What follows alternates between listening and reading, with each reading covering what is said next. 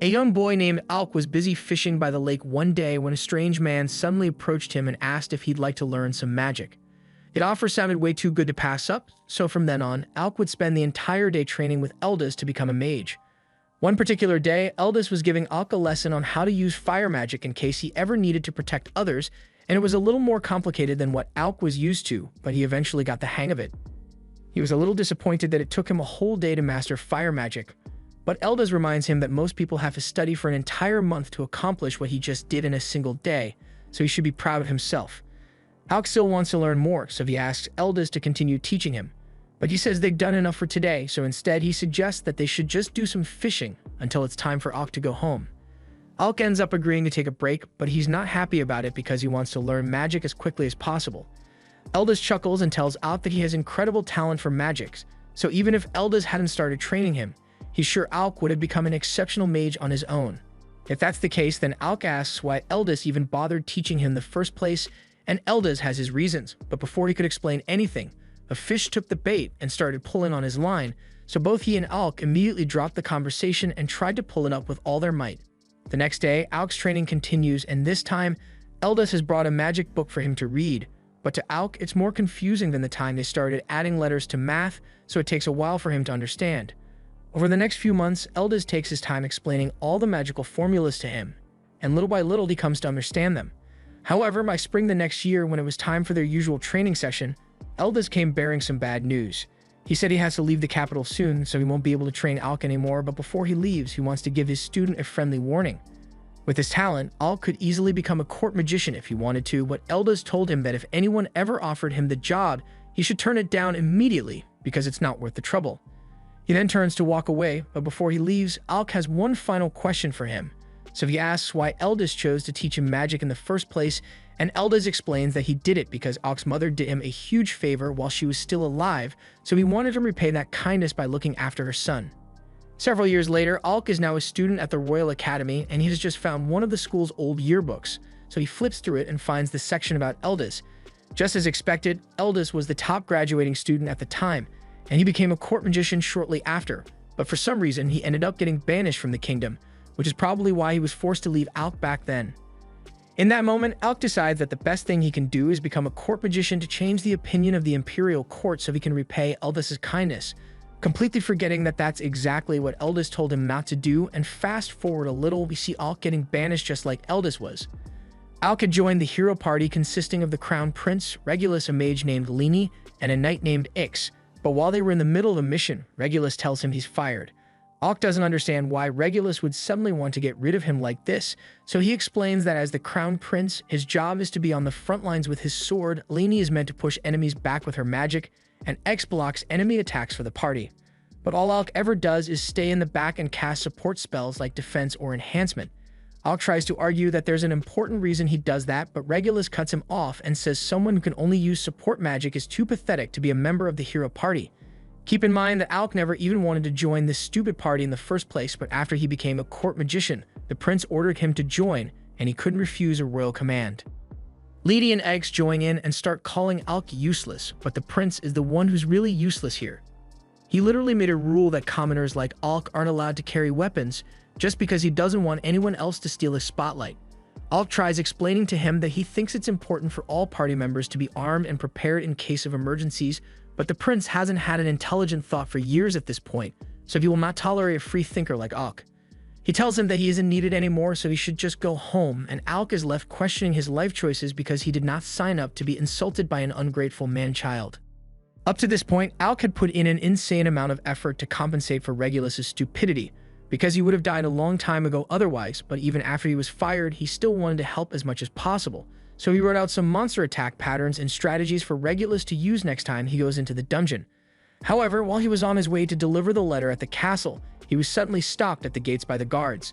They informed him that he had been stripped of his title as a court mage, so he no longer has permission to enter the castle. Just then, Leni shows up and she's just here to rub Alk's unfortunate situation in his face because she has always hated him. He was praised to no end when he graduated from the Magic Academy and set a new dungeon record, so she's been jealous of him since day one. After she's done mocking him, she turns around to leave, but Alk begs her to at least deliver this letter to the king for him. It was King Furcus who ordered him to join Regulus' party, so for Regulus' sake, it's important that the king reads this letter. However, Lainey couldn't care less about Alk's stupid letter, so she rips it to shreds right in front of him and orders the guards to kick him out. It has been 4 years since Alk graduated and became a court magician, and he tried his absolute best to fix the problems with the imperial court, but in the end, he couldn't change anything. Just then, Alk hears a familiar voice call out his name, so he turns around and finds Yorha, an old friend of his, standing there. She runs over for a hug once she realizes it really is him, and afterwards, they sit down by the canal to talk.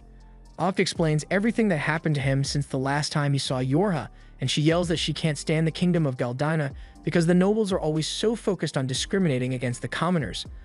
Alk agrees with her, but he tells her to quiet down because it'd be troublesome if someone were to overhear her rant.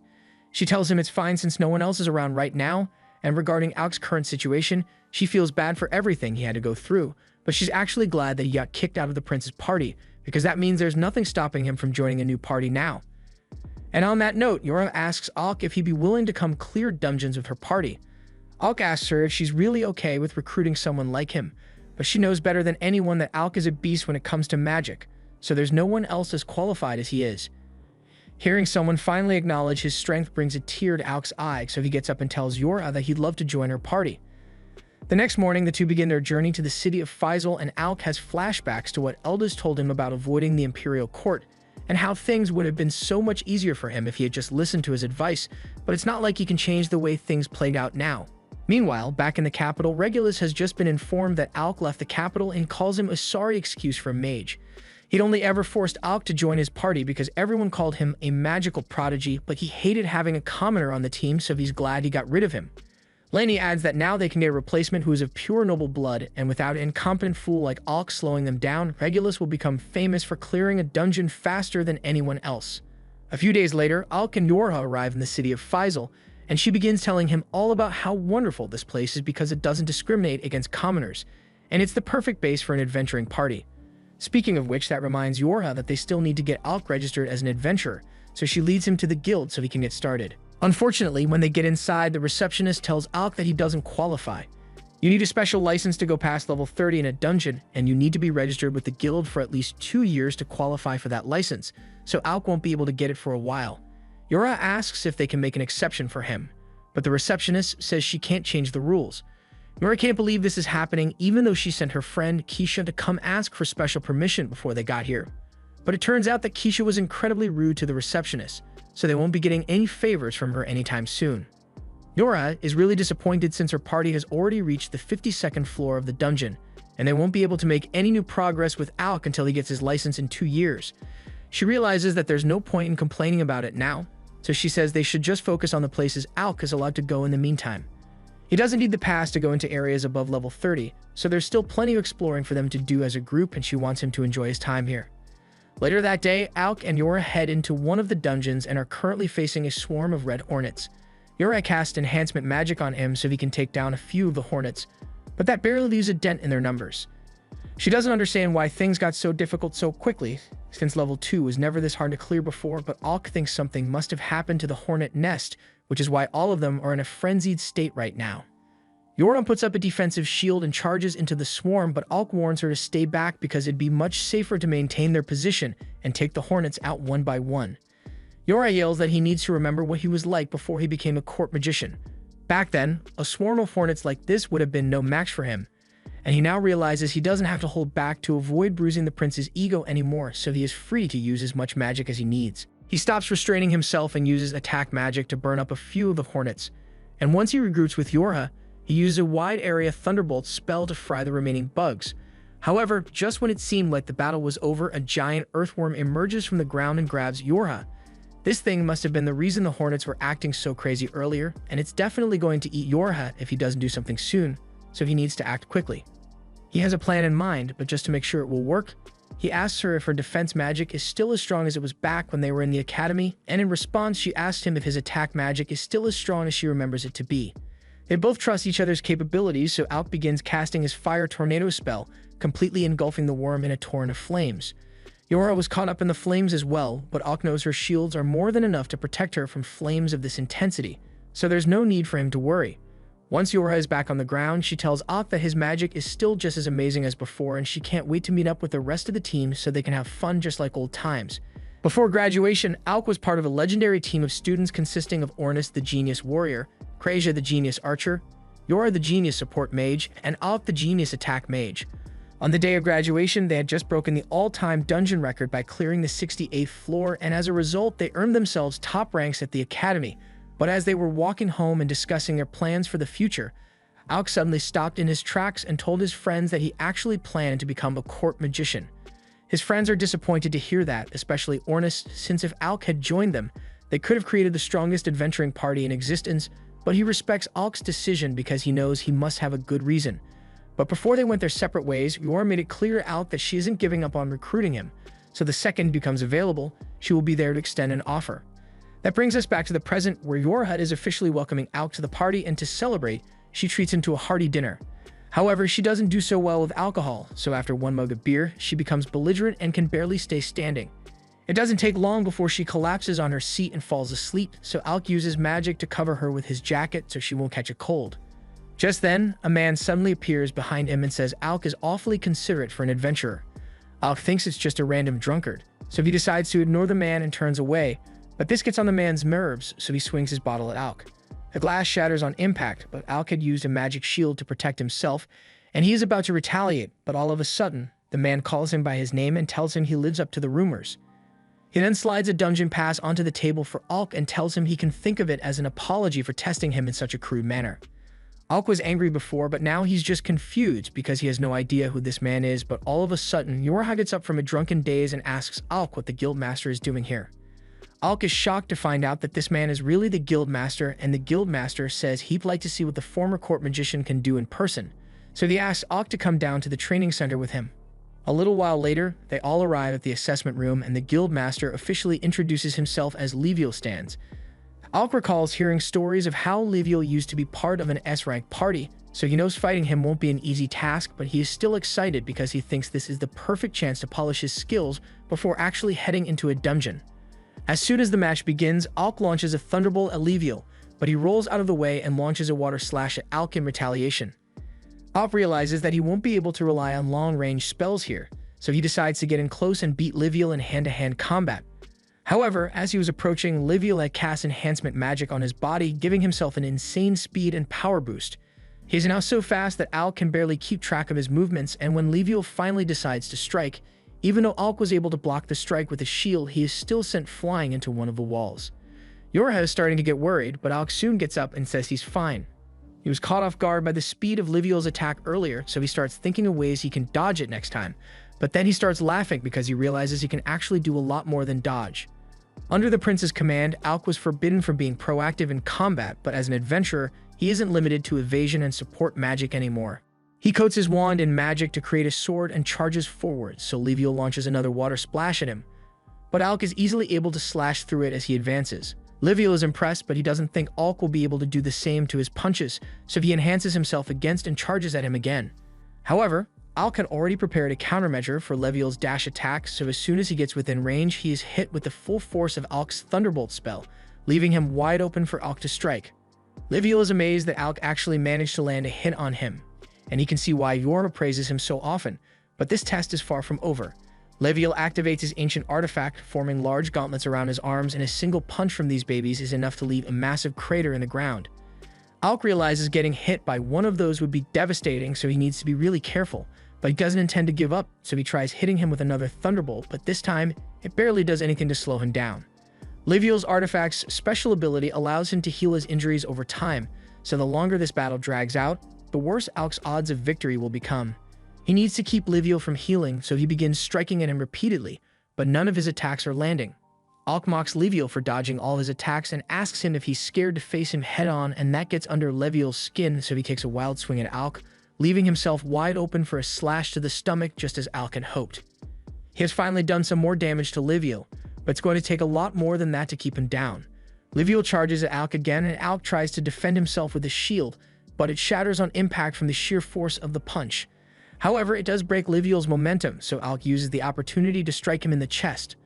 Leviel refuses to let himself loose to Alk, so he tries to hammer fist him, creating a massive dust cloud.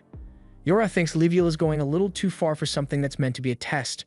The hit like that shouldn't have been enough to knock Alk out, but he still manages to sneak up behind Leviel and launch one final strike, and that was the last of the strength he could muster, so his wand snaps and he falls unconscious. Yora rushes to Alk's side to check on him, and Leviel admits he might have taken things a bit too far this time, declaring Alk the true victor of the match. While Yora attends to Alk's injuries, Ornus shows up, having grown tired waiting for him, only to be shocked to discover that Alk had been dueling with Leviel. He tells Leviel that it was pretty lame of him to use his ultimate weapon in a friendly sparring match, but Leviel says he just got a little carried away. He is now sure without a doubt that Alk is qualified to enter the dungeon, so he can have the dungeon pass and whatever else he needs as long as he promises not to sue over this. Even though it didn't go as expected, Ornus congratulates Alk on passing this unfair test, but he's still out cold, so they take him back inside and set him down on a couch to rest. By now, they've all heard the story of the injustice Alk had to endure as a court mage, and it's honestly amazing that he managed to last there so long. The castle is full of elitist idiots who can't stand the sight of commoners, so Alk must have had to work incredibly hard to maintain his position. Just then, the receptionist barges in looking for the guildmaster and tells him that there's bad news, so Leviel tells the others he has some business to handle and leaves them in his office to look after Alk. But he demands that they absolutely do not touch his alcohol collection. As soon as Leviel is gone, Ornus immediately heads over to his alcohol collection and grabs the most expensive-looking bottle just to piss Leviel off later. He then asks Yorha to fill him in on the exact details of Alk's time as a court mage, since he has only heard vague stories up till now. And oh boy, there's a lot to talk about. Alk was tasked with protecting the prince, but he was also forbidden from carrying a sword or using any magic that would make him look stronger than the prince. On top of that, he was also forced to carry their luggage and manage the party's items. And worst of all, after forcing Alk to use nothing but support magic, the prince called him useless for using only support magic. Ornus is a little confused by that last part because he thought Alk's specialty was attack magic, so Yorn explains that Alk went out of his way to learn support magic to appease the prince, even though he wasn't suited for it. After learning of everything that the prince put Alk through, Ornus is enraged beyond belief, and as soon as Alk wakes up, he suggests they should put the dungeon raid on hold and head over to the kingdom to beat up that damn prince who made Alk suffer so much. Alk tells Ornus to calm down because while he is upset about the way he was treated, he isn't angry enough to go maim the prince. However, Ornus is more than willing to do it on Alk's behalf if he wants. Alk puts his arm on Ornus' shoulder and tells him that he really doesn't have to worry about it, because as long as he gets to go on adventures with his friends, he doesn't care about anything else. Besides, he's sure karma's going to hit the prince hard now that no one's there to clean up his messes anymore. Hearing that gives Ornus a great idea, so he tells Alk they just need to become the world's greatest adventurers, and eventually, once news reaches the castle, the prince will definitely regret kicking Alk out. And when he starts begging for Alk to come back, he will have the opportunity to look him right in the eyes and reject him with as many insults as he feels like. Alk admits that he likes the sound of that, so he fist bumps Ornus, promising that they'll become the strongest party together. Meanwhile, in the other room, a member of an S-rank party is being bandaged up while she gives the guild master a breakdown of everything that happened on her mission. It was a complete failure, and the rest of her teammates are still stuck in the dungeon, so Krista asks Leviel to assemble a rescue team for them. Leviel calls an all-hands-on-deck meeting, but considering the short notice, the only people available right now are the ones who were already at the guild. He tells everyone that they will be forming a team to rescue the members of Krista's party, who are currently stuck on level 64 of the dungeon. All the adventurers exchange worried looks because they all know how dangerous that floor is, but while the meeting is going on, Alk is still sitting in the guild master's office by himself. Once Kreja arrives, she finds Alk all alone and asks him how he's been doing, but judging by all the injuries he currently has, he obviously isn't doing great. She asks him what he's doing here when they have a meeting to attend, but Alk says he didn't want to intrude since everyone at the meeting is an A-rank adventurer, and he still thinks of himself as an outsider compared to them. Kreja raises her hand and uses restoration magic to heal Alk, and after that, she tells him that he should know no one here would call him an outsider. While Alk was a court magician, he had subconsciously developed the trait of never standing out or speaking up because he risked offending the pretentious nobles. And even though he knows things are different here, it's not easy to break 4 years' worth of habits overnight. Kreja can tell that Alk is having a rough time, so she pats him on the head and says she's always here if he needs help, and that makes him feel a lot better. A few moments later, Ornus and Yora return, and Ornus tells Alk that they just got the perfect excuse to head into the dungeon. He explains the details to Alk and tells him that the place they'll be heading is called the Tank Killer. It was given that nickname because while inside, all forms of healing magic are completely useless, so you can only rely on potions for recovery. Alk is surprised that Krasia is okay with this mission since healing magic is one of her specialties, but she actually does hate the idea of going there. She just got forced into accepting it because Ornis kept insisting that it'd be a good starter mission for the team. Alk is a little worried that he may not be strong enough to be of any help, but Yora tells him he is the backbone of the operation. Their entire operation will be relying on Alk's magic, so they literally wouldn't be able to do it without him. The goal is to reach the party stuck on floor 64, and if they had to go down the normal way, they would never make it in time, but fortunately, they have this. The Guildmaster gave them a dungeon core, an item that allows you to skip boss battles up until the floor it was found on. This is the one that Krista brought back with her, so they should be able to use it to clear a path to the 64th floor fairly easily, but they do still need to be careful. The floor boss for level 64 is said to be an undead monster, so they will be relying on Alk's attack magic to take it out. To that end, they all tell Alk to conserve his energy as much as possible until they face off against the undead boss, but he asks if it's really okay for him to sit out most of the fighting, and Ornis tells him that this is the best way to do it since they can't risk Alk running out of energy during the big fight. The group teleports down to the 64th floor, and as soon as they arrive, they are confronted by a group of skeletons, so Ornis rushes ahead and begins taking them out with his spear.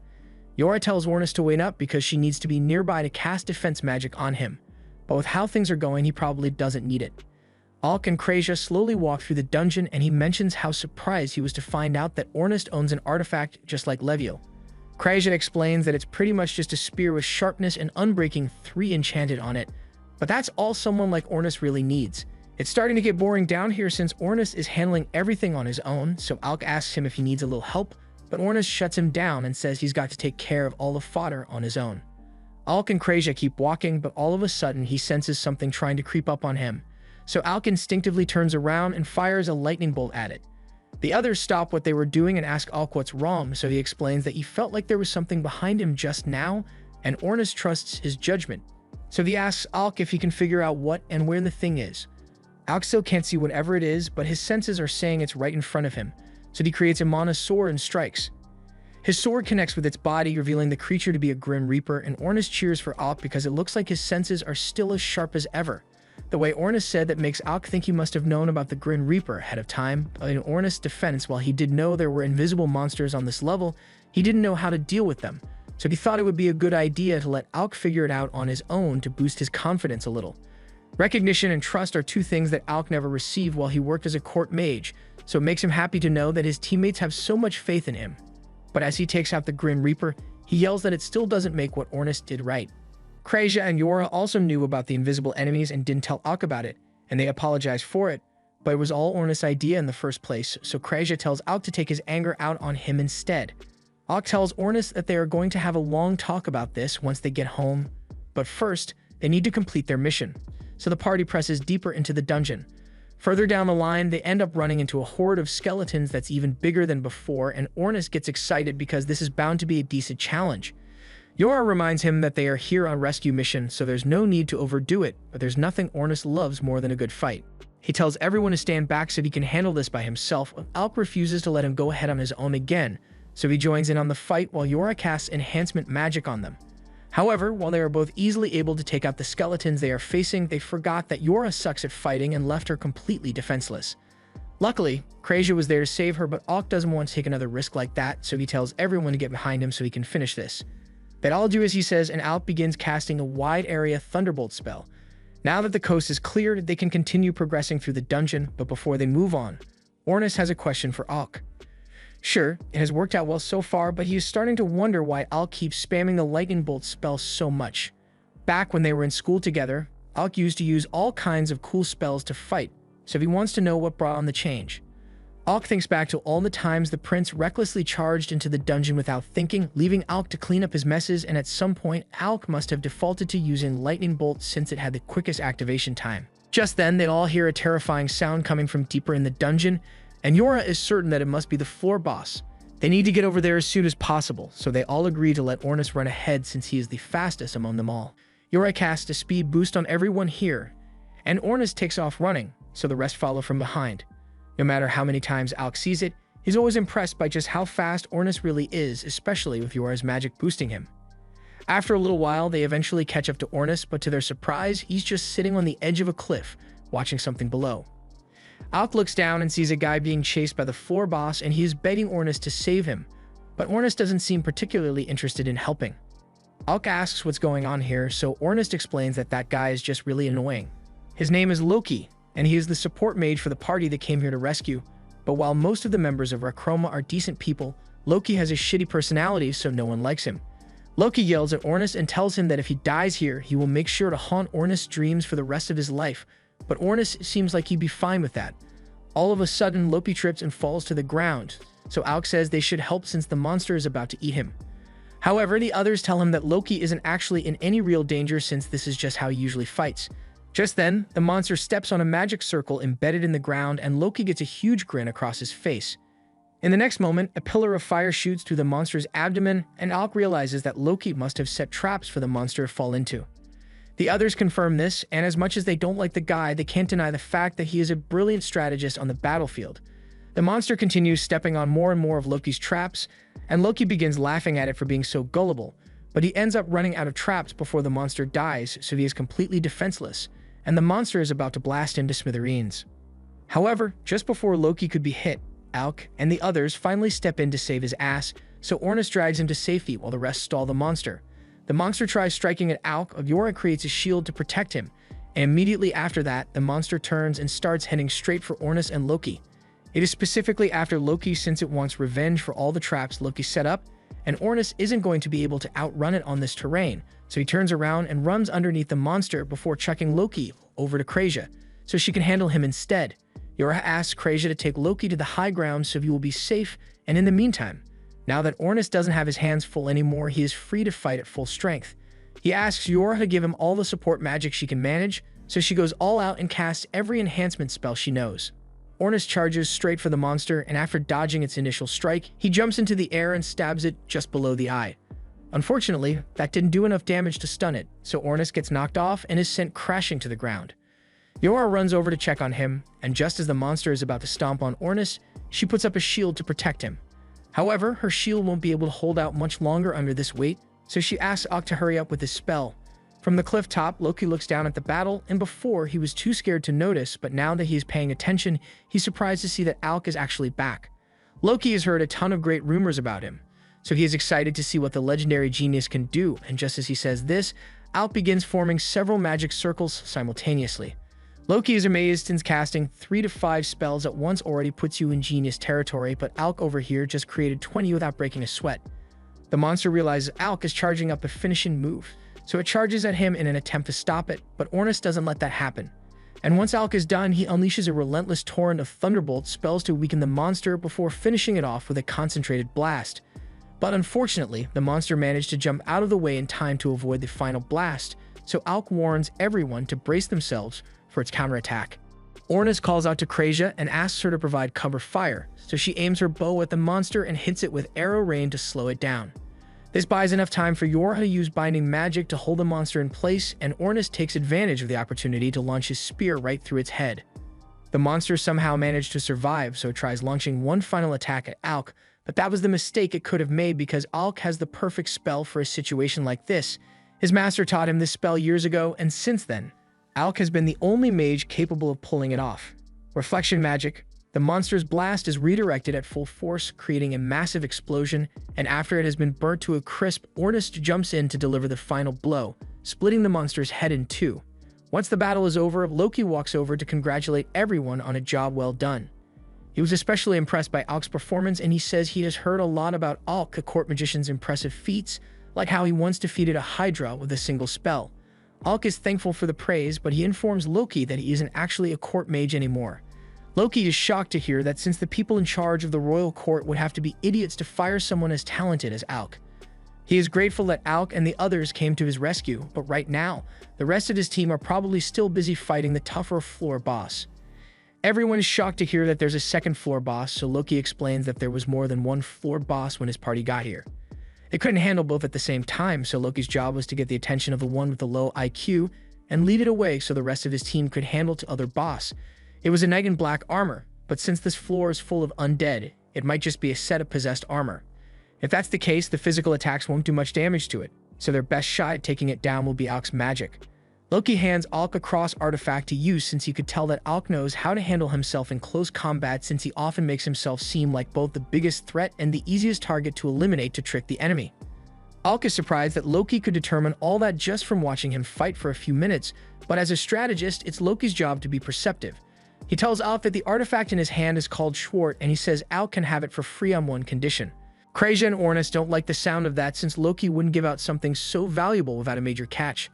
Loki says it's nothing too serious, he just wants Alk to use zero magic when he goes up against the second boss.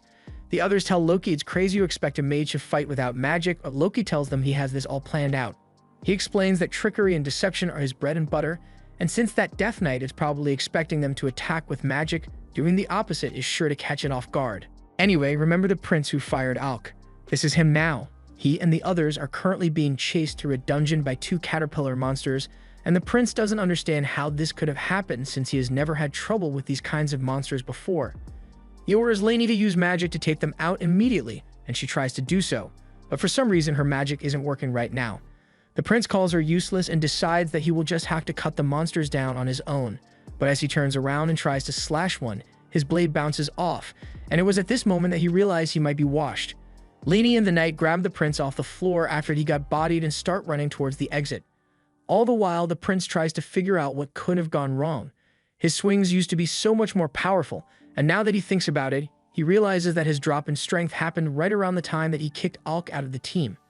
However, instead of accepting that Alk was actually contributing to the team, the prince comes to the conclusion that Alk must have placed a curse on him to get revenge. After escaping the dungeon, the prince goes to see one of the royal magicians, Vogan Fornius, to check if there has been a curse placed on him, and after a brief magical scan, Vogan tells him there's no curse. The prince can't believe it because there's no way he would have struggled with clearing the 30th floor if Alk hadn't cursed him. But Vogan knows there's an anti-magic field down on the 30th floor, so he tells the prince that he probably just felt weaker because his support magic wasn't working. The prince scoffs and says all support magic is useless trash that cowards like Alk rely on, and Vogan is doing his best to stay composed in the face of the utter nonsense that the prince is spewing. However, he does find it strange that Alk didn't warn the prince about the anti-magic field down there ahead of time, since he is the legendary student who made it all the way down to the 68th floor. The prince laughs and tells Vogan that there's no way an idiot like Alk actually accomplished something like that, so it's probably just a rumor that the commoners spread amongst themselves. Vogan doesn't even bother trying to correct the prince since there's no cure for arrogant stupidity, but all of a sudden a guard enters the room to inform the prince that the king wants to speak to him regarding the situation with Alk. The prince smiles because he thinks his father will be on his side, but as soon as he arrives, the king begins telling him a story about Eldis. He explains that Eldis was a court magician whom he had banished years ago, and he was an incredible fool. Eldis was a noble who had the nerve to stand before him, the king of Galdana, and tell him that unless he changes the way commoners and court magicians are treated, a great tragedy will befall the nation in the near future. The prince speaks up and says Eldis deserved to be banished because no nobleman should speak the king in such a manner, but that wasn't the reason the king called him a fool. After Eldis was banished, he was stripped of his noble title and decided to attend the Magic Academy, silencing his critics with his exceptional skills and graduating valedictorian. However, even though he could have chosen to do anything with his fame and power, he foolishly chose to return to the castle and work as a court magician. During his time as a court magician, he continued to tell the king that the commoners are not worthless, and he needed to change the way he treats them until he ended up disappearing a year later. The king hadn't given Eldis' words much thought at the time, but lately he has started to wonder whether Eldis might have been right, which is why he ordered the prince to explore the dungeon. He wanted to see if nobles are truly inherently better than commoners, but considering the prince's condition, it looks like he was wrong. He says it might be time to change their policy of discrimination against commoners, so from now on he plans to hire those with talent, regardless of their background. The prince is stunned and tells his father that it would be a disgrace to their family name if they accepted commoners as equals, and the king acknowledges that he was the one who raised the prince to believe that, but things need to change. The prince tries to argue that consorting with commoners like Alk will only lead to misfortune, and he uses his current condition as proof of that. But all of a sudden, a guard comes over and presents Regulus with what's left of the book Alk wrote. The king explains that before he left, Alk created a comprehensive guide on how to clear the 30th floor of the dungeon for Regulus, but it was torn up by Lainey before he ever got to see it. The prince can't believe what he's hearing, so he tells his father he doesn't feel well and excuses himself. As Regulus leaves, the king speaks to Vogan and tells him that while it may be difficult, he would appreciate it if he would help Regulus as much as possible, and Vogan promises to do his best. Meanwhile, Regulus is having a mental breakdown because if Alk really was knowledgeable and talented this entire time, then that means he was the problem all along and he can't accept that. Meanwhile, on Alk's end, he is currently asking Loki to explain why he doesn't want him to use magic against the boss. He understands that artifacts are powerful. The boss is meant to be immune to physical attacks, so he doesn't think he will be able to take it down with just the sword. However, Loki says he never expected Alk to defeat it with the sword. He just wants him to pretend to be a melee fighter so the boss won't expect him to use magic. The others understand the plan, but Krasia doesn't get why they need to go through the effort of tricking the monster, so Loki informs her that this boss is just as intelligent as they are. Alk finds that hard to believe, and Loki understands why he'd be skeptical, but all he is asking is for Alk to stick to using his sword, at least until Loki gives the signal.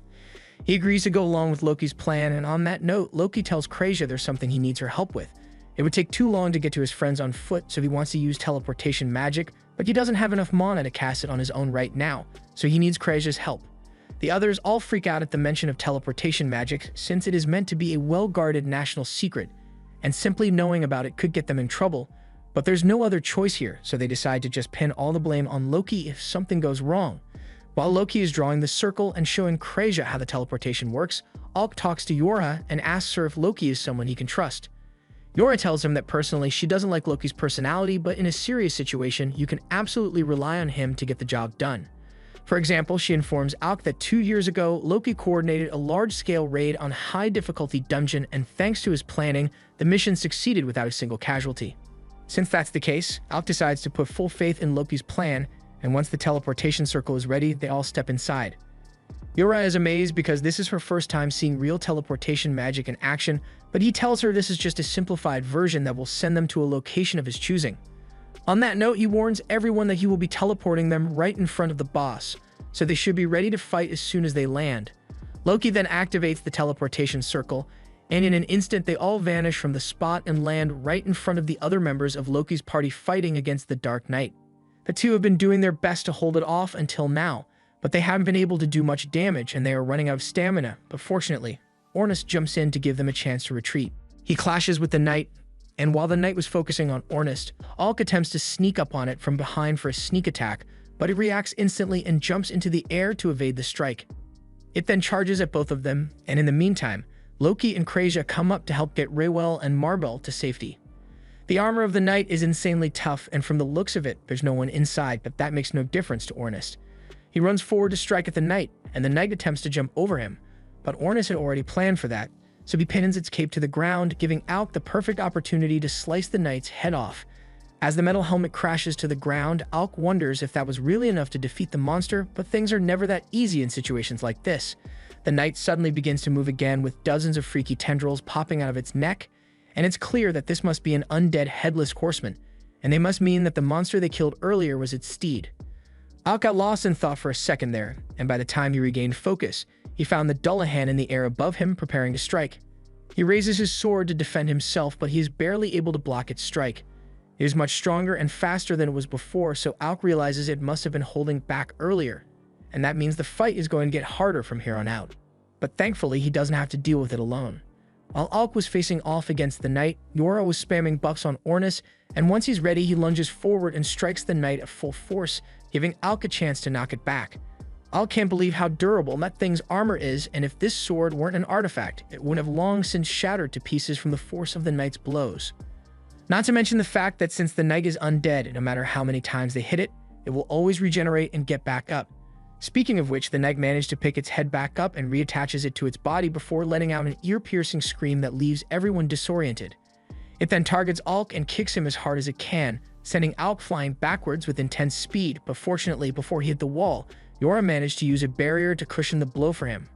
She runs over to check if Alk is okay, and he tells her he's fine, he just wasn't expecting the Knight to be able to use martial arts so well. If Yora hadn't saved him with that barrier, then there's a good chance he might have died just now, so he asks Loki how much longer he needs to keep fighting with the sword. Loki is still in the middle of his preparations, so he tells Alk that he's going to need to hold out for 5 more minutes. That's easy to say, but Alk almost died to that thing just now, and he only has 3 potions left. Ornus is barely holding his ground right now, so he yells for Alk to get back in the game, and the two do their best to keep the Knight busy for the next few minutes.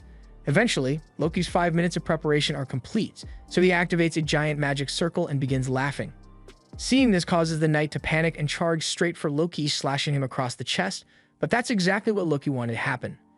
It is revealed that this was all just an illusion and the giant magic circle was just a trick to lure the knight into a trap.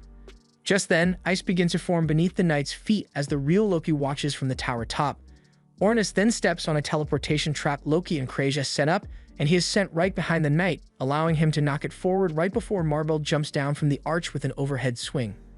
The knight manages to dodge out of the way, but that was also part of the plan because Loki had set up another ice trap to debuff its speed.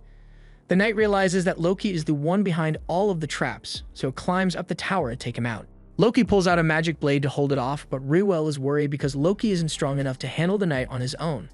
He did make preparations by asking Yoran to cast his sevenfold strength enhancement on him, but his body isn't used to this kind of strain, so he is barely able to hold on.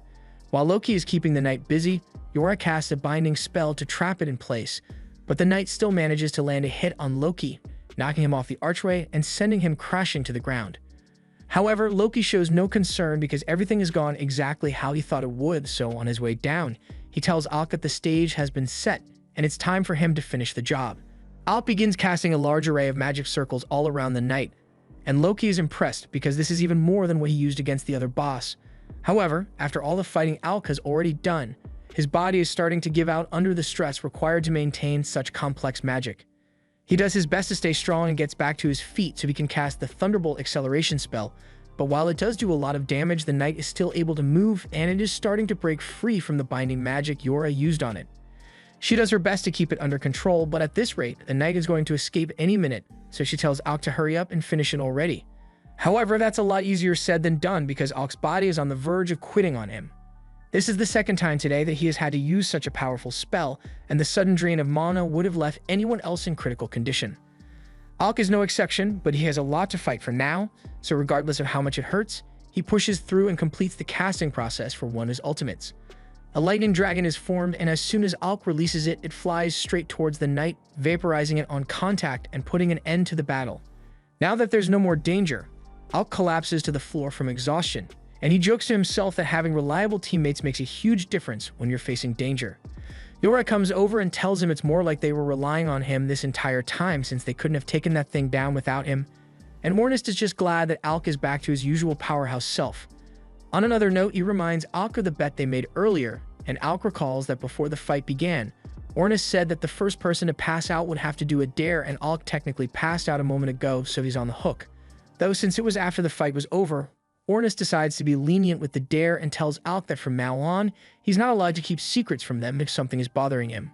Whether it be Ornist, Yorha, or Krasia, he wants Alk to talk to at least one of them when he has a problem so they can help him out. Rywell comes over to thank Alk and the others for their help. Marbell also wants to thank him, but she's a lot more hands-on and gives him a kiss on the cheek, much to Yora's horror. Marbell asks Alk if he'd like to raid dungeons with her sometimes, but Yora interjects and asserts that Alk is their party's magician, so she can't have him. The Rec Roma party owes Alk a lot, so as the leader, Rewell offers to write a recommendation for him. Alk is a little confused by the mention of a recommendation, so everyone explains to him that in order to be promoted to S rank, you need to have a recommendation from an S rank party and the guildmaster's approval. It should be hard to get the guildmaster on board, so Raoul says Alk can leave the rest to him. After that, Alk collects the knight's magic stone, and with this, the Rec Roma rescue mission is officially a flawless success. After returning to the guild, the receptionist congratulates Alk on the successful mission and tells him that he has become a hot topic in the guild as of late. She asks him if he managed to get some rest to recover after his big fight, and Alk says he's in perfect shape, so she hands him his reward, and he is about to go on his merry way. However, Leviel stops him before he could leave and tells Alk that he has a visitor from the kingdom of Galdana. Alk is surprised to hear that since he no longer has any business with the kingdom, but he decides to go meet with this visitor and finds Vogan waiting for him. Of all the people Alk had to deal with at the castle, Vogan was actually a chill guy, so he bows and says it's nice to see him again. However, before any pleasantries, Vogan asks if Alk was trying to get Prince Regulus killed, not warning him that he's too weak to handle dungeons on his own. Alk calmly responds by asking Vogan if he thinks Regulus would have listened to a word he said even if he did warn him, and Vogan realizes that Alk has a point. Still, he hates the fact that he got stuck with this crappy job after Alk was fired because it's a complete waste of his valuable time. Alk asks if that means Vogan was assigned as the replacement magician for Regulus' party, but Vogan says he can hardly call himself a magician anymore because he's more of a glorified babysitter.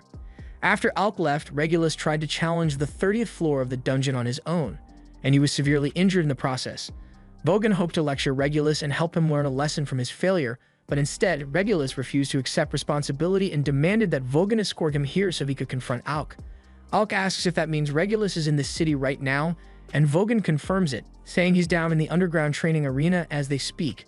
Alk wasn't expecting to have to deal with Regulus again, but he thinks this is a good opportunity to settle the score for good. So even though he would be within his rights to ignore Regulus's existence altogether, he decides to head down there and confront him in person. As he and Vogan walk down the stairs, Vogan says that the only thing the prince is going for him is that he refuses to compromise on his pride. But that personally, he can't understand why the nobles insist on establishing themselves as superior to commoners, because it looks like a massive waste of time to him. Alk reminds Vogan that he is also noble, but he has never really cared about titles because all he wants is to live his life the way he chooses. Once they arrive in the arena, they find Regulus standing in the middle, and to Alk's surprise, the first thing he says is that the king plans to change the way things are run in the kingdom, and while he personally doesn't agree, out of respect for his father, he will concede on that front. This gives Alk hope that maybe Regulus might have come to his senses after all, but he goes on to state that he still can't stand the idea of having to listen to nonsense from commoners like Alk. Alk tells Regulus that if he had listened to his advice, then he would have been in a much better situation than he is now, but Regulus refused to hear it. And Alk can tell that he's not getting through to him, so he decides to stop wasting his time. Regulus has lived all 15 years of his life being told that he is superior to commoners in every way, so he can't wrap his head around the idea that he might be the problem here. In a desperate attempt to prove that everything he has been told isn't a lie, he takes out his weapons and challenges Alk to a duel, and he wants Vogan to act as a witness to the battle. Regulus charges at Alk, forcing him to defend himself with his wand, but he is caught off guard by the fact that Regulus is using daggers instead of his regular long sword. A few years ago, when Regulus was first picking out his weapon, Alk had advised him to go with daggers instead of a long sword since his body was still too small to handle the weight effectively, but Regulus immediately dismissed his concerns without a second thought, but he is now following that advice. However, simply switching weapons didn't magically make him a better fighter, so Alk sidestepped one of his attacks, leaving Regulus to faceplant into the ground. He could tell that Vogan had something to do with arranging all this, so he asks what he said to the prince, but all Vogan told Regulus was that if he wanted to refute Alk's strength, then he would need to prove his claim by defeating him in battle.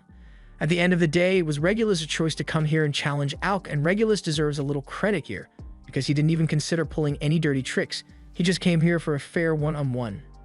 His daggers are artifacts, so they pack a decent punch, and when Regulus clashes with Alk head-on, he is actually able to break through his shield. But that's all that he could manage.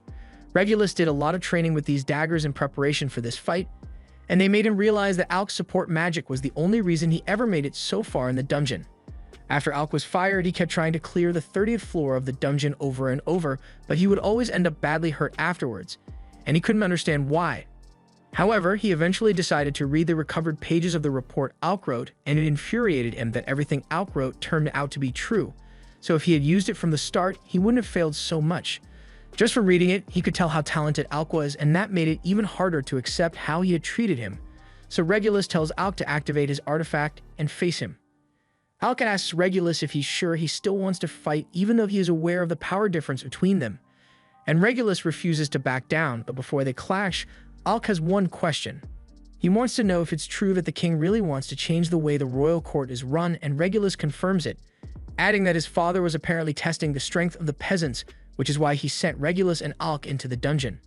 If it was all a test, that explains why the king always treated him so kindly, and this news is the best thing Alk has heard all day, because it means those 4 years he spent as a court magician weren't wasted after all. Now, as for Regulus, he tells him to prepare himself because he won't be holding back. He pulls out his artifact to charge at him, and Regulus is quaking in his boots because he knows he's about to get the shit kicked out of him, but he still stands ready and awaits Alk's arrival. However, at the moment of impact, Alk changed trajectory and struck the ground instead of Regulus. Regulus demands to know why Alk chose to spare him, and he reminds Alk of all the times he insulted, ignored, and made fun of him for no reason. He built his entire identity around the idea that he was superior simply because he is a noble. But if that isn't true, then what is he supposed to do with himself now? He came here thinking that dying at Alk's hands would be a good way to at least preserve his honor, but even Alk is looking at him with nothing but pity, and he has no idea what he's supposed to do now. Alk usually doesn't like laughing at the misery of others, but he finds it funny how things turned out. He came here ready to fight Regulus, and he was sure Regulus would be yelling curses at him. but ended up asking for life advice instead, and the absurdity of the situation made Alk realize how silly this all is, so he isn't mad anymore. After realizing that Alk isn't angry at him, Regulus apologizes and says he is sorry for how he treated him before, and Alk is genuinely surprised since he didn't think Regulus had it in him to man up and accept his mistake. He understands that Regulus only acted that way because that's how he was raised, and while it doesn't make it right, since he's willing to change, Alk decides to look past it and extends a hand to Regulus. Regulus reaches out to grab Alk's hand, but then he pulls back at the last second because he's still a little embarrassed about this whole thing and he wants to maintain some of his pride. He goes on to pull out the court magician cloak that belonged to Alk and apologizes for taking it from him that day. He says Alk can have it back if he wants, and he also has a letter from the king stating that there's an open seat waiting for him at the royal court should he ever decide to return. Alk asks if the king is trying to order him to return, but Vogan tells him that this is explicitly a request and he is free to refuse if he wishes. In that case, Alk says he doesn't need the cloak or the letter because he's perfectly happy with his party and he has no intention of ever leaving them again. Regulus accepts Alk's decision, but he still wants him to have the cloak since it rightfully belongs to him. He then tells Vogan it's time for them to go because he has nothing more to say to Alk, but as he is walking away, he has a faint smile on his face, and it seems like both Alk and Regulus have gained some closure from this encounter. The next morning, Alk meets up with his friends and asks them if they have any free time today. Yora, Krasia, and Ornis all say they are free, so they ask what he had in mind. Alk says he was hoping to have them show him around Faisal since he still isn't used to things here. But while they would usually all be happy to help him out, Ornis and Krasia recognize this as a golden opportunity to give Yorha some alone time with Alk, so they both make up fake excuses to get out of it and tell Alk he's going to have to go with just Yorha. Alk doesn't notice anything strange about the others suddenly backing out, and Yorha just laughs it off, but she knows those two just gave her an easy layup. However, she almost immediately fumbles it by asking Alk if he wants to reschedule the date, but he says he's fine with it just being the two of them. Yorha gets excited when she hears him say that, so she gets up and promises to show him everything there is to see in Faisal. Later that day, Alk and Yorha are walking through town, and she explains to him that since Faisal is an adventurous city, things like weapons, armor, and all kinds of other items are sold here regularly. But she also warns him to be careful about what he buys because shady merchants will often try to scam you with worthless junk. It's good advice, but Yorha says this while she's literally fallen for a merchant's scam, so Alk isn't sure she really understands what shady looks like. The merchant is literally trying to sell her a drug that supposedly lets you fight for several days without rest, and Yorha has completely fallen for his pitch, but just one look at its menacing aura tells Alk that the pill is bad news, so he grabs Yorha's hand and tells her to follow him. He thinks it will be best if they just let Ornis and Krasia do the shopping instead since Yorha tends to get distracted, and while she doesn't deny that she falls for scams from time to time, the last time she told Ornis and Krasia to do the shopping, Ornis came back looking like Zorro and Krasia bought a giant teddy bear, so those two can't be trusted to go shopping either. In that case, Alk offers to handle the party's purchases from now on, and Yorha tells him that it would be a big help. After walking a little further, Alk spots a coffee shop, so he suggests that he and Yorha should take a break, and they both head inside to have some tea. While they are sitting down, Alk recalls how Ornis and Krasia really seemed to hate Loki, so he asks Yorha what that was all about. Yorha tells him it's a long story and explains that 2 years ago they ran into an A-rank party that was having trouble in a certain dungeon, so they stopped to help. Soon after, Loki and Ruel also showed up to help, so they all ended up working together to defeat the floor boss. However, during the fight, Ornis got hurt protecting one of the A-rank adventurers by taking a bolt of acid spit to the back. After the fight was over, Ornis tried to pretend that he was okay, but his legs gave out on the way home, so Loki and Ruel carried him back. So far, Loki had treated Ornis pretty well, but while Ornis was passed out, his spear kept hitting Loki in the head, so Loki eventually snapped and tossed it into the forest, never to be seen again. Yorha doesn't think Loki did it to be mean or anything. In fact, he probably didn't think it would be a big deal since the spear was in terrible shape already, but Ornis really loved that spear, so when he woke up and found out Loki had thrown it away, he was really pissed. Even then, Ornis probably wouldn't have forgiven Loki if he had just apologized since it was an honest mistake, but Loki genuinely couldn't understand why Ornis would care so much about a busted-up spear. From then on, Ornis and Loki have been at odds with one another, and Yorha honestly thinks it's silly that their feud started over a simple spear. Alk agrees with her, but that still doesn't explain the reason Krasia doesn't like Loki, so Yorha explains that Krasia doesn't actually have a reason for disliking Loki, she just doesn't like his vibe. A little while later, Alk and Yorha start walking through town again, and it reminds Alk of all the time they used to spend shopping together back in Galdana. They would pool their money together to buy potions, and at one point, Krasia tried to make her own, but her experiments always ended up failing.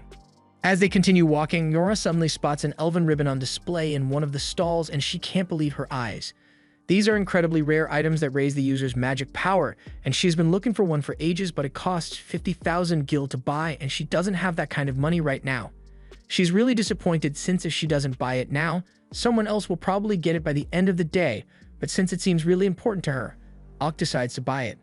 Yora asks if he's sure he wants to spend that much money on her, but Alk says it's for the good of the party since Yora's magic is a large cornerstone of their coordination.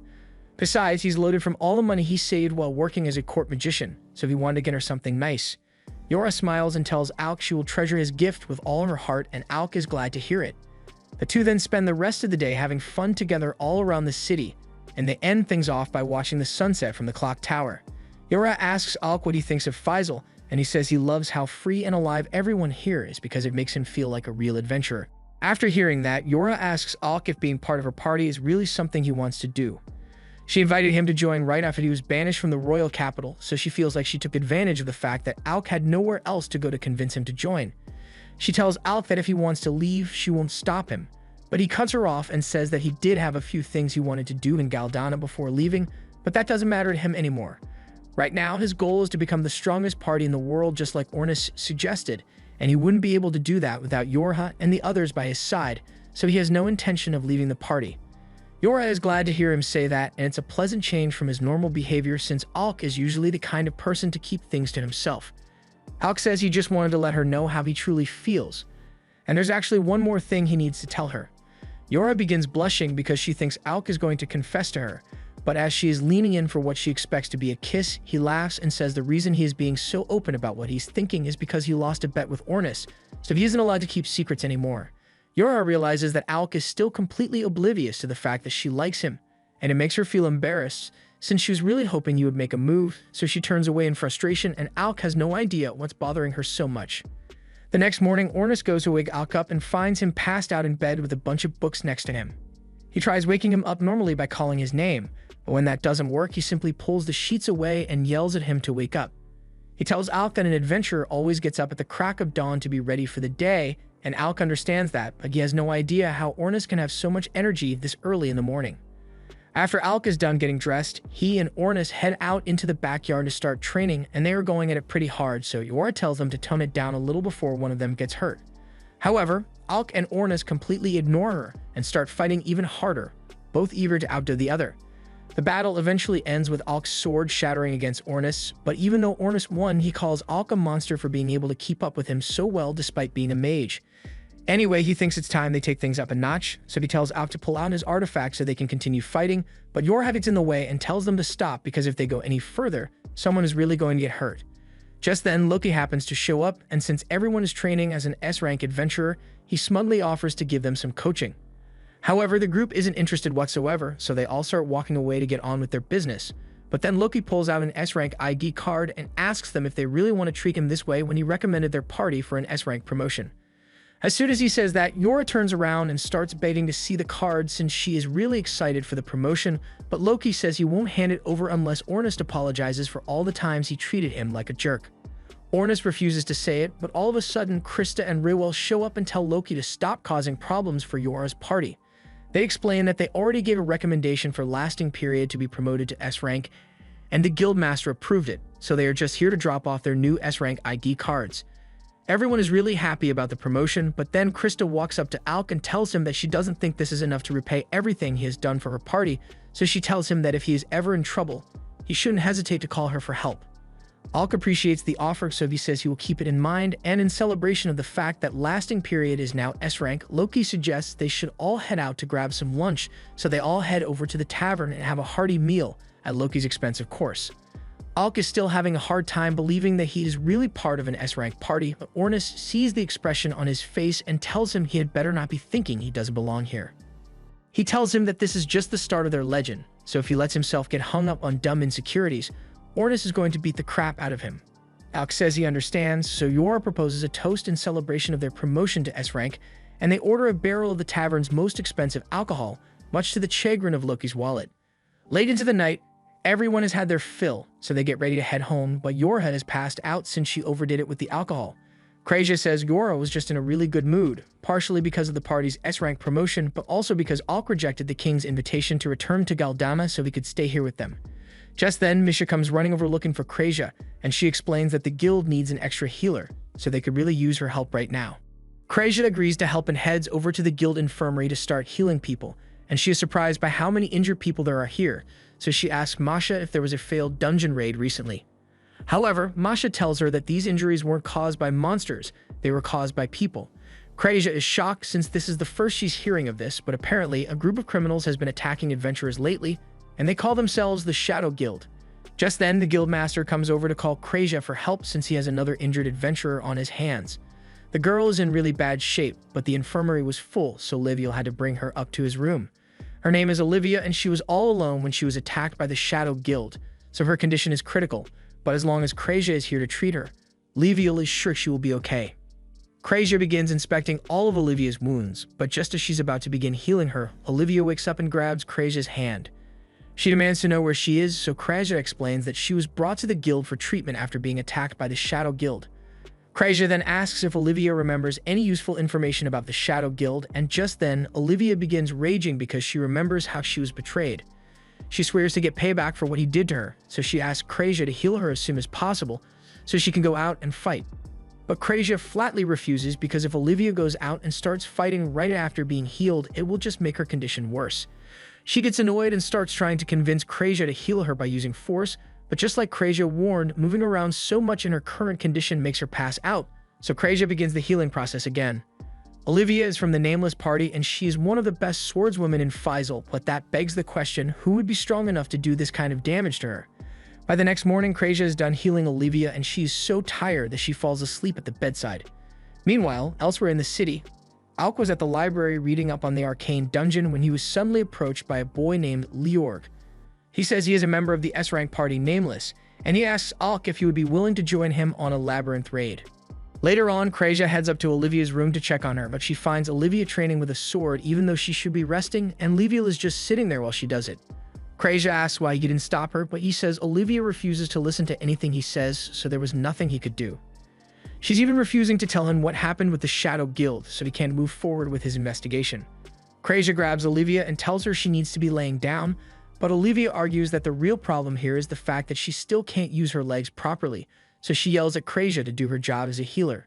Olivia is being really rude, but Krasia doesn't let it get to her and instead asks Liviel to leave the room so she can start treating Olivia's legs.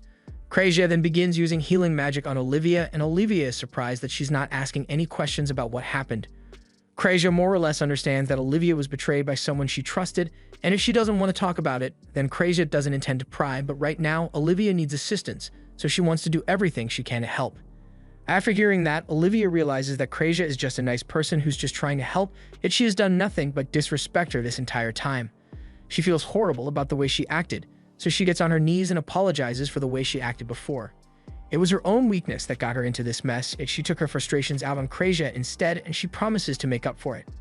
Krasia is glad that Olivia has had a change of heart, but she doesn't want her to feel too bad about herself, so she gives her a little kiss on the forehead. Olivia freaks out and asks Krasia why she did that, but she says it's just something her mother used to do to calm her down whenever she was upset, so she thought it would help. Hearing Krasia say that reminds Olivia of her own mother, and Krasia notices that she seems to be deep in thought, but when she asks about it, Olivia changes the subject and asks if she can get something to drink. Krasia is more than happy to help and makes Olivia a cup of tea, but before she could pour herself one as well, Olivia says she has another favor to ask. She says she just realized that she hasn't eaten anything since yesterday, so she's feeling a little hungry. Krasia understands, so she offers to go get some snacks, but as soon as Krasia left the room, Olivia reaches over and drops something in Krasia's cup. Meanwhile, back at home, Alk meets up with Yorha and Ornis to tell them about the meeting he had with Lorg and his proposal for a dungeon raid. Ornis has heard of Lorg before, and he's sure Alk must have been thrown off by the way Lorg looks, but the truth is that guy is older than all of them combined. Alk can't believe it. So Yorha explains that Lorg is an elf, and he just enjoys acting all cutesy for some reason, even though he's at least 100 years old. As for the dungeon raid Lord mentioned, Ornis is kind of intrigued, so he asks Alk if he has any details on it. Alk explains that Lorg said the raid would take place on the 72nd floor of the dungeon, and the plan is to go in and clear it as soon as possible. He even offers to let Alk keep the dungeon core once it's all over, but Alk couldn't believe Lord was willing to let Alk's party swoop in and clear the final floor of the dungeon when Nameless has been working on clearing it for months. Lord could see that Alk was skeptical, so he explained that he and the rest of his party actually have some business to handle with the Shadow Guild since they hurt one of his teammates and he needs to retaliate. But while he's doing that, he won't be able to clear the dungeon, so he was hoping Alk and his party would handle it for him. Yora thinks it's a good deal for them, but Warner starts yelling and says it's way too fishy. The Nameless party giving up the right to clear the dungeon is one thing, but them also planning to take down the Shadow Guild sounds too good to be true. Alk agrees that it seems suspicious, but Yorha, on the other hand, doesn't think Lorg is the kind of person to set them up. Sure, he's a little weird, but he's the one who keeps his party functioning, so she doubts he'd do something if Sinister is trying to trick them. Either way, standing around here isn't going to get them any answers, so Ornis grabs the core and tells the others that the rude girl Krasia was healing yesterday was apparently from Nameless, so if they want to confirm Lorg's story, they should just ask her. The others agree, so they all start heading towards the guild, but before they could head inside, Misha comes running out in a panic and bumps into them. They ask her if something is wrong, and Misha informs them that something terrible has happened to Krasia, which is why she was in such a rush to get help. The group walks inside and finds Krasia leaning against the wall, barely able to stand, so they rush over to her side to check on her. Krasia tells them she's mostly fine, but she got drugged earlier, and by the time she woke up, Olivia was gone. It doesn't take a genius to figure out that Olivia was the one who drugged Krasia, but Krasia is still really concerned because she thinks Olivia might have gone back into the labyrinth in an attempt to get revenge. Ornist asks her why they should care if Olivia wants to risk her life getting revenge, so Krasia explains that Olivia's injuries aren't fully healed yet, so she's in no condition to fight. Ornist understands that, but he still doesn't get why they should be worried since at the end of the day, it was Olivia's decision to make, and she happens to be the strongest swordswoman in the kingdom, so he doubts the Shadow Guild could actually defeat her. Ornis may be right about Olivia being strong, but Krasia remembers her mentioning something about a traitor, so she doesn't think it was the Shadow Guild alone that defeated her. There must be someone else waiting for her down in the dungeon, someone who was strong enough to leave the nation's strongest swordswoman in critical condition, and Krasia is not going to stand by and let her get herself killed even if it's none of her business. She says she'll go alone if the others are unwilling to help, but as she walks out the front door, she realizes the others are following her. They say they can't just leave Krasia to face the danger of the dungeon alone, so if she wants to save Olivia so badly, then they are coming with her. They all head down to the labyrinth dungeon entrance together, but Ornis really isn't looking forward to having to deal with the labyrinth. Alk asks why, so Yoran explains that there are tons of teleportation traps scattered all throughout the dungeon, so it's difficult to navigate, and Marbell adds that it's common for groups to get separated in there, so everyone needs to be extra careful. That was a useful warning, but the group has no idea what Marbell is doing here in the first place. She tells them she heard that Olivia ran away from the guild and was heading back into the dungeon, so she came here hoping to catch Olivia before she got inside, but she was too late, which is why she wants to tag along with their party. She explains that Lured also asked her to join the raid as a replacement for Olivia's skill set since she is also an S-rank swordswoman. But the main reason she agreed to come is because she wanted to see more of Alk's amazing magic up close and personal, but Yorha is having none of that, so she pushes Marmel away and tells her that unlike Nameless, they'd already have a team dynamic set up and they wouldn't want to ruin that. Alk asks Ornis what Yorha is talking about, so he explains that while Nameless may be a party, the team members act more like forced solo adventurers. Lord managed to convince them all to come together, but for the most part, they prefer adventuring alone, and when they aren't dungeon diving, they couldn't care less about each other. Olivia, for instance, absolutely hates having other people involved in her business, which is why she refuses to accept help from anyone, and she can come off as rude at times, but Marbell knows she's a good person deep down. Marbell always used to hang around Olivia whenever she was training, and at first Olivia tried to get rid of her by saying she prefers to be alone and explaining that the only reason she joined Nameless was because she needed a party in order to clear dungeons, but hearing that only made Marbell more determined, and since Olivia didn't have any attachment to her current team, Marbell asked her if she'd like to raid a dungeon together, and Olivia agreed. So from then on, they became good friends. Marbell won't force them to take her along if it'll be an inconvenience, but she is really worried about Olivia, so she asks them to do everything they can to save her. Before the group heads in, Ornis throws a wristband over to Alk and tells him to put it on because it's their secret weapon for the dungeon. Alk has no idea what the band does, but he takes Ornis' word for it, and they all head inside together. But before they go too deep, Krasia intends to set up a teleportation circle of her own, so if anyone accidentally falls into a teleportation trap, they can easily teleport back to this spot. Ornis is impressed that Krasia actually thought things through so well, so he starts patting her on the head, but Krasia doesn't like being treated like a child, especially not by Ornis, so she stops what she's doing and dropkicks him with so much force that he is sent flying. Unfortunately, he happens to fly right into a teleportation trap, and when Alk goes to try and save Ornis, he also steps on a teleportation trap, so both he and Ornis are sent to a random location in the dungeon, and it's kind of Krasia's fault. On Alk's end, he has no idea where he is, but there are dozens of monsters around him, so he's going to have to fight his way out of this alone. As the monsters charge at him, he casts Thunderbolt over and over to take them out before they get too close.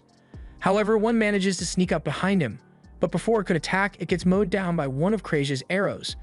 Alk is relieved to see Krasia again, but he wonders how she managed to find him so quickly, so she explains that it's because of the wristband he's wearing.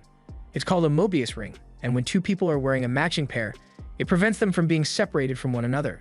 That means no matter how many times Alk gets teleported, the ring will automatically send Krasia to the same location as him, so there's no risk of getting separated. Yorha and Ornis have the other pair, so they should be able to handle themselves wherever they are. However, over on Ornis and Yorha's end, they don't seem to be doing so well since they are being chased by dozens of monsters. Ornis may be able to handle this on his own, but Yorha has no fighting capability, so she creates an earth pillar to prevent the monsters from getting to her, and Ornis jumps down to deal with the monsters. She also gives him a light stamina and speed buff so he doesn't exhaust himself too much from the fight, and with the boost, Ornis is able to dart right past all the weaker monsters and slice the head off the big one instantly. All the smaller monsters get scared and run away after seeing him do that, and Ornis is a little disappointed since he was hoping to use them to warm up. Yorha comes down and tells Ornis he did an amazing job handling those monsters and he is loving all the praise, but as they are walking, they end up coming across the remains of the floor boss. Yorha can't believe what she's looking at because it looks like someone defeated the boss with a single sword strike, and she can't think of anyone strong enough to pull that off, but Ornis knows there's only one person capable of something like this, and it's Melly the Blade Master. Meanwhile, elsewhere in the dungeon, the leader of the Shadow Guild is telling Melly how impressive he is because not only was he able to defeat the floor boss instantly, he also mopped the floor with that S-rank swordswoman Olivia of Nameless. Melly says the only reason he was able to beat Olivia so easily is because he knows her, and he knows how she fights. The Shadow Guild leader says that explains why she was so shocked when she saw him, but if Melly really does know an S-rank swordswoman from the guild, then it makes no sense for him to be working with the Shadow Guild since he could have worked with Olivia instead, but Melly simply says his objective happen align with those of the Shadow Guild right now, but his wish is different from theirs. He doesn't know what the Shadow Guild hopes to achieve, but he wants to grow as strong as possible, and to do that he needs as much experience as he can get. Just then, a group of the Shadow Guild members shows up and they tell their leaders that they spotted some intruders on the 72nd floor, so he orders his men to go kill them immediately. At the same time, Alk and Krasia happen to find Olivia curled up on a corner with new wounds, and when she sees Krasia, she casually asks her to heal her wounds so she can continue moving, but Krasia flatly refuses because she knows the second she does that, Olivia is just going to run off again. Olivia is annoyed that Krasia won't heal her, but she doesn't intend to let that stop her, so she gets back on her feet to continue moving despite her injuries. However, Alk and Krasia block her path, and Krasia says she won't let her leave until she tells them why she's doing all this. She asks if it has something to do with the Shadow Guild, but Olivia scoffs and says there's no way she would ever lose to the likes of the Shadow Guild. The person she's after is her former teacher, and she wants to kill him because he's the one who let her mother die. She then steps onto a teleportation track to get away from Alk and Krasia, but they notice what she's trying to do and manage to get to the circle before it activates, sending all three of them right into the heart of a monster den. They are completely surrounded, so Alk rushes out to start taking down a few of the monsters, but there are too many for him to handle alone, so Krasia decides to heal Olivia so she can fight. She tells Olivia she can create a teleportation circle to get them out of here, but it's going to take some time, so she needs Olivia and Alk to stall the monsters. That's all Olivia needed to hear, so she runs out to join Alk in the fight. But while Alk is a good swordsman, he still has areas where he falls short, and in this case, he can't seem to reach the weak spot of the monsters, so he has to fall back. Olivia, on the other hand, doesn't seem to be having any trouble slicing the monsters' heads clean off their bodies, and when she realizes how much Alk is struggling, she tells him he needs to practice more often because an S-rank swordsman like him should be struggling this much against monsters like this. Krasia eventually finishes setting up her teleportation circle, so she tells Alk and Olivia it's time for them to leave. But when she tries to activate the circle, it suddenly collapses, leading her to realize that this section of the dungeon must have an anti-magic barrier in place, so they won't be able to use any spells until they get rid of the magic eater. Even more monsters began to approach, so Olivia asks our boy if he thinks he can do better than last time, and Alk says he will try his best. The two then begin their attack, and as Alk watches Olivia slice through the bodies of the monsters, he can tell that she is very quiet and efficient with her strikes, and it's no wonder that they call her the best swordswoman in the city. He doesn't want to have her underestimate his sword skills, so he kicks things up a notch and slices one of the monsters in half, and his display of power somewhat impressed Olivia, so she tells him he's not bad, but he still has a long way to go if he plans to master his blade. She tells him he needs to stop relying so much on overpowering his enemies and try to outpace them instead, and Alk really appreciates the advice, but it doesn't change the fact that they are still surrounded because no matter how many monsters they take down, more keep popping up. They aren't going to make any progress like this, so Olivia asks Krasia if she has figured out the location of the magic eater that's generating the anti-magic field, and Krasia believes it is back over there, but there's no way they'd be able to make it back there with so many monsters around in the way. However, Olivia doesn't think twice about it and rushes in despite the risks. While she's doing that, Alk draws the attention of the rest of the monsters to buy Olivia some time, but she's going to have to hurry up because he can't hold out for long. Krasia warns Alk that there are monsters coming from above as well, and as he looks up, he sees a vulture monster trying to swoop down on him, so he blocks its talons with his sword. The force from the vulture is so intense that it nearly causes the ground to give out beneath Alk's feet, but he is able to hold his ground and push it back. However, the vulture keeps coming back for more, and he still has to deal with the rest of the monsters here, so he is on the verge of being overwhelmed. Fortunately, he is able to trick the vulture into taking out one of the big cyclopses, so that's one less monster he has to deal with, but the vulture is still going to be a big problem for him.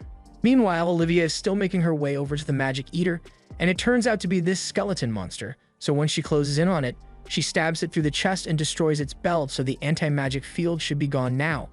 Olivia yells over to Krasia to tell her to start creating another teleportation circle, and in the meantime, since Alk can use his magic now, he casts a 5-fold thunderbolt spell to incinerate the monsters all at once.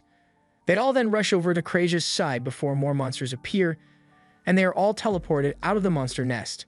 Now that they are safe, Olivia asks Alk why he didn't tell her that he was a mage instead of a swordsman, because now she feels silly for criticizing his sword skills earlier, but Alk tells her that her advice was actually really helpful, and he plans to work on his sword training once they get back to town. But for now, all that matters is that everyone is safe. Just then, Krasia interrupts and tells him that while Olivia may look like she's in decent shape right now, healing magic isn't perfect, and if she continues fighting like this, it won't be long before her wounds open back up, and she's left in debilitating condition again. Krasia recalls Olivia mentioning that a traitor killed her mother, and she asks if she'd be willing to share more details on the matter, so she opens up and tells them the incident happened when she was still a child. After her adventurer mother died, she was left all alone in the world, but that's when Millie took her in. He began training her to use a sword, and day by day, Olivia's skill grew. She still grieved the loss of her mother, but Millie was like a father to her, so she would always go to him for comfort. However, that all changed on the day he told her the truth. They were raiding the dungeon together, and Olivia had just finished showing off her new skills to him. And he told her she had become incredibly strong, but in the next moment, he cut her down with no explanation. Then, as she lay dying on the floor, he leaned in close and told her that he was the one who killed her mother, and when Olivia looked into it, she found out that Millie actually used to be a part of her mother's party, so it's possible that he really did kill her. The fact that Olivia spent most of her life looking up to the man who took her mother's life was too much for her to bear, so she's been trying to get revenge on him ever since, but he practically disappeared off the face of the earth. The scars on her back have served as a reminder of Millie's betrayal, keeping her driven to achieve her revenge, but aside from that, she's got nothing left. Alk understands how she feels because after getting fired from the royal court, he felt like he had nothing left to live for. But his friends showed him that wasn't true, and he's sure it's the same for Olivia.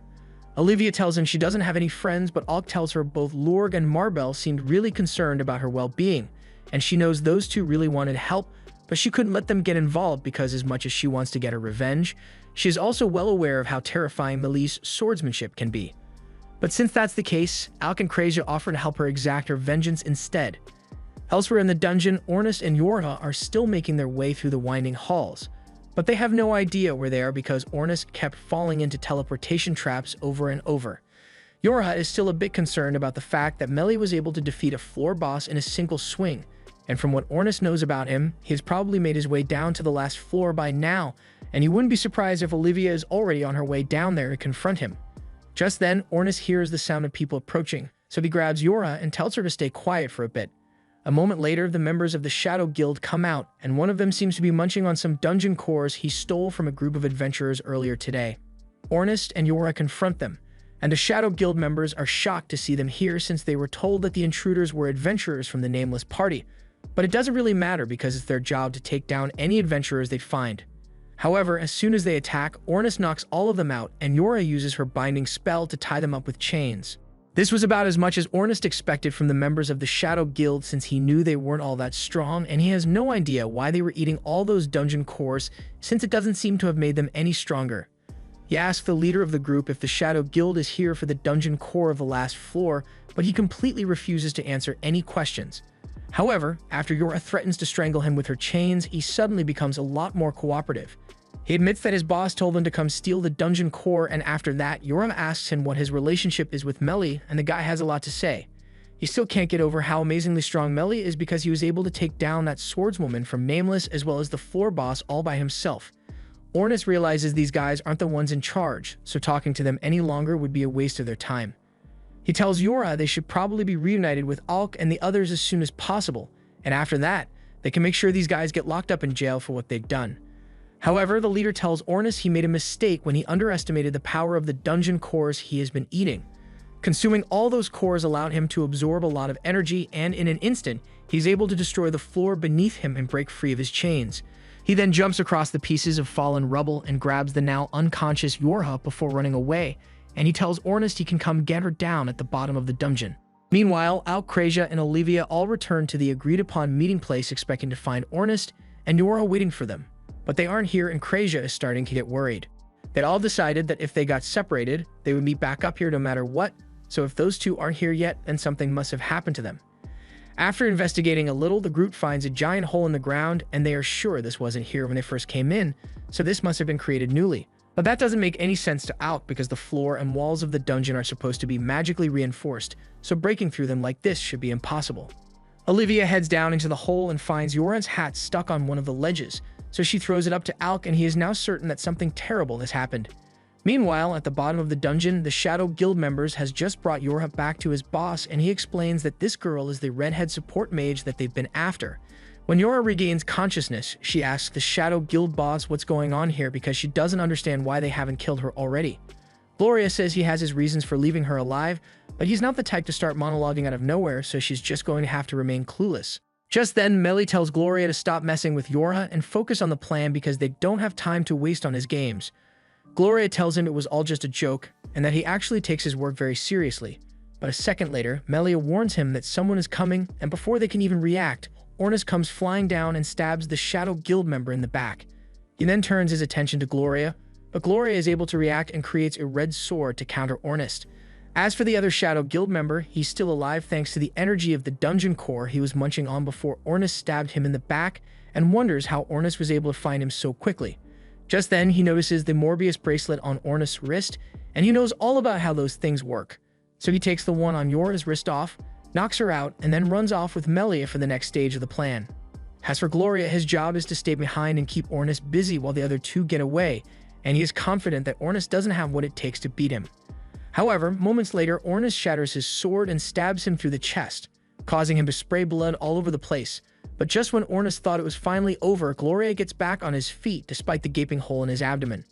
He then uses blood magic to heal his wound entirely, and he says he will be going all out from now on. This was the end of episode 8. Subscribe to not miss the next part.